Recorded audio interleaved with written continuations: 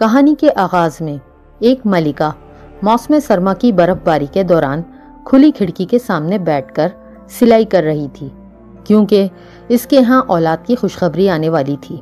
سلائی کرتے ہوئے ملکہ دل ہی دل میں دعا مانگ رہی تھی کہ اللہ پاک اس کو ایک پیاری سی بیٹی عطا فرمائے جو اتنی خوبصورت ہو کہ اس کی جلد برف کی طرح سفید ہو، اس کے ہونٹ گلابی اور بال کالے ریشم کی طرح ہوں۔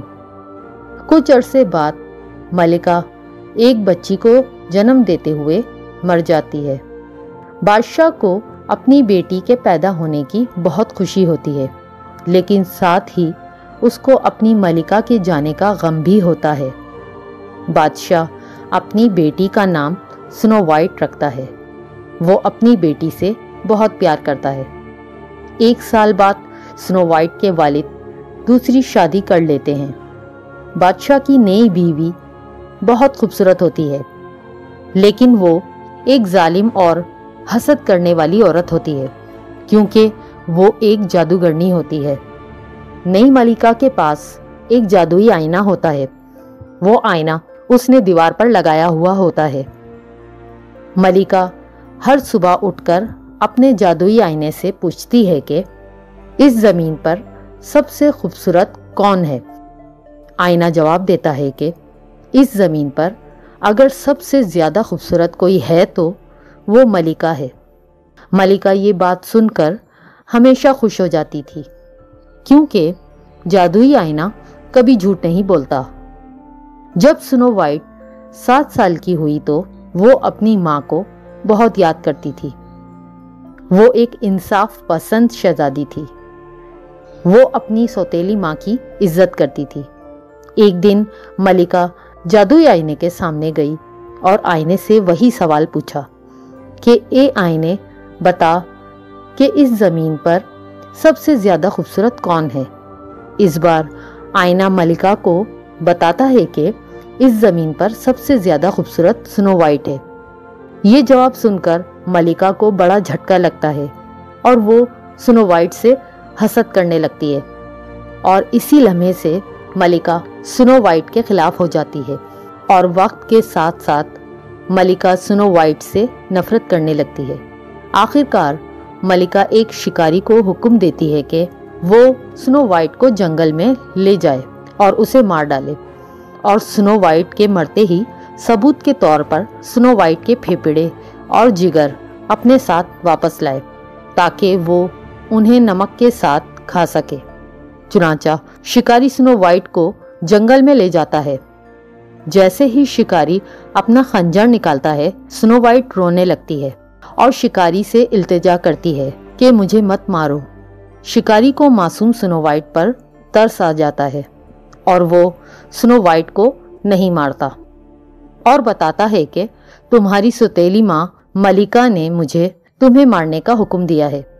تم واپس محل مت جاؤ، بلکہ جنگل میں ہی دور بھاگ جاؤ تاکہ ملکہ تمہیں ڈھونڈ نہ سکے۔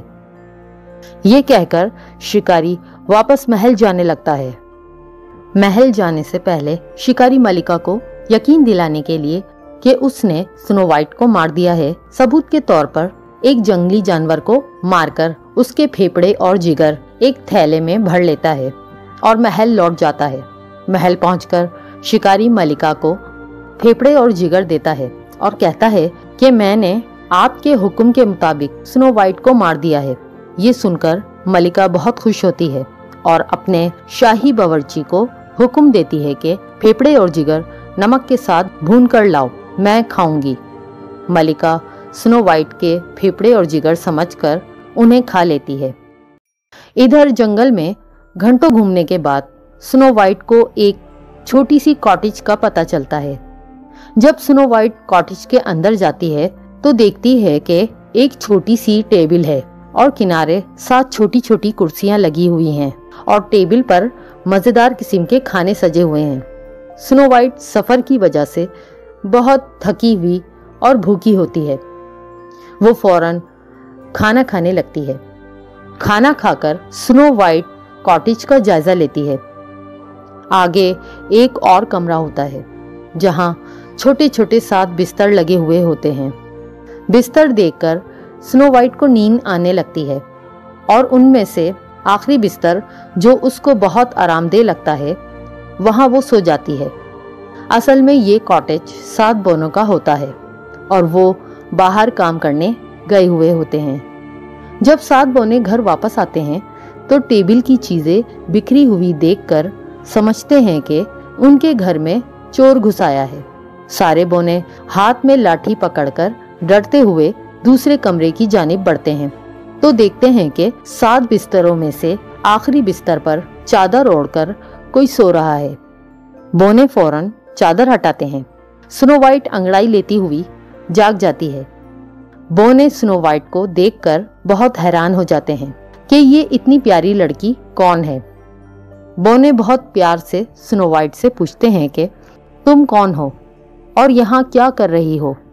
तो स्नो वाइट अपनी सौतेली माँ के बारे में बताती है कि किस तरह उसने स्नो वाइट को मारने की कोशिश की है और वो भागकर यहाँ आ गई है और वो एक शहजादी है।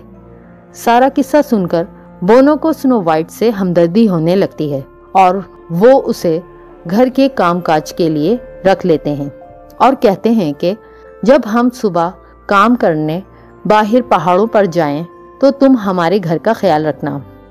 अगली सुबह जब 7 बोने काम करने बाहर पहाड़ों पर जाते हैं तो स्नो वाइट घर के कामों में लग जाती है। वो सारा घर साफ सुथरा कर देती है और बोनों के छोटे छोटे कपड़े धोकर मजेदार खाने बनाती है।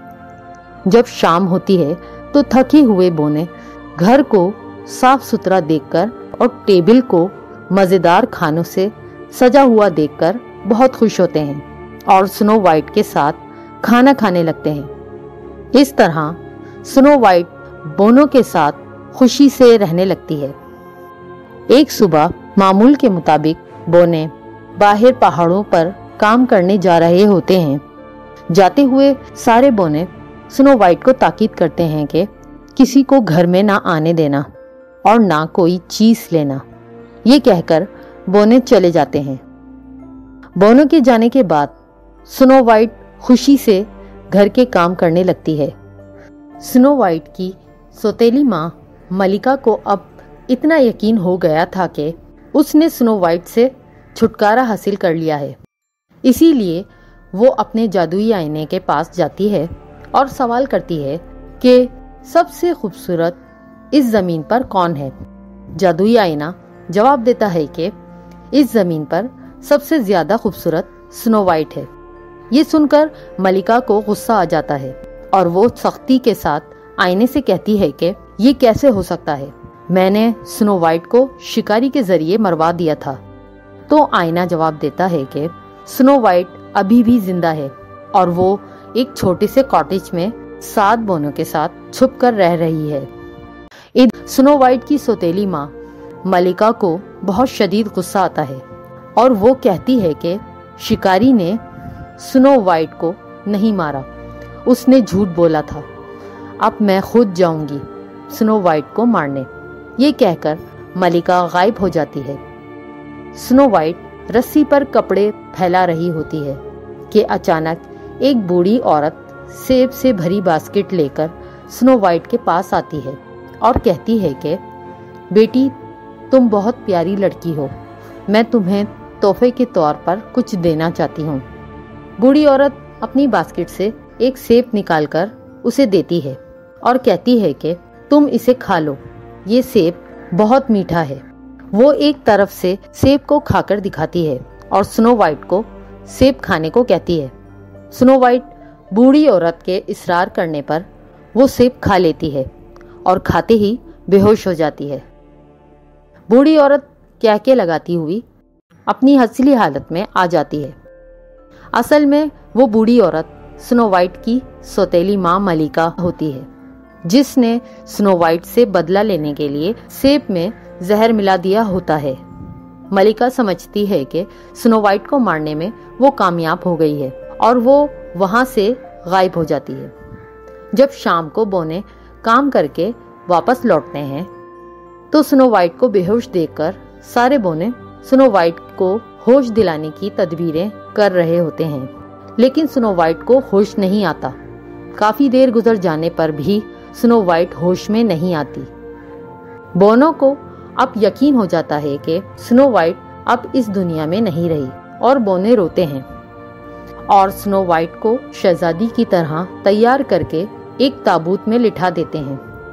3 दिन तक वो शहजादी को अपने पास ही रखते हैं, क्योंकि बोनो को ऐसा लग रहा होता है कि जैसे स्नो वाइट सो रही हो।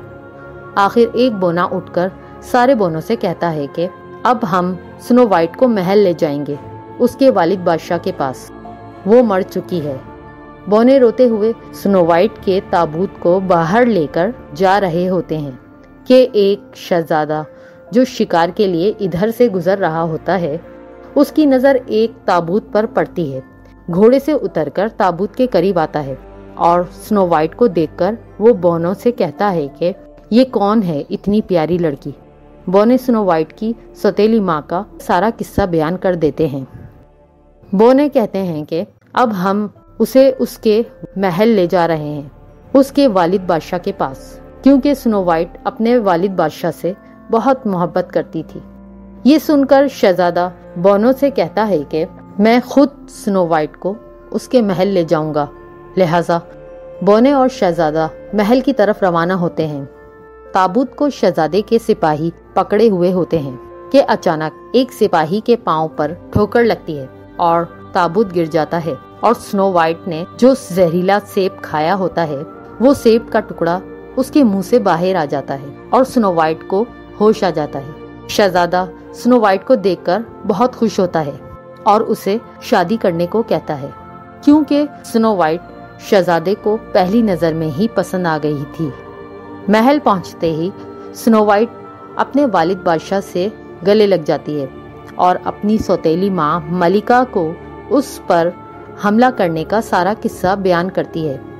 बादशाह अपनी बेटी स्नो वाइट को गले लगाता है और गुस्से में भरा हुआ बादशाह मलिका को मारने का हुक्म देता है। इस तरह जादूगरनी मलिका का खात्मा हो जाता है और बादशाह स्नो वाइट और शहजादे की शादी करवा देता है और वो लोग खुशी से रहने लगते हैं।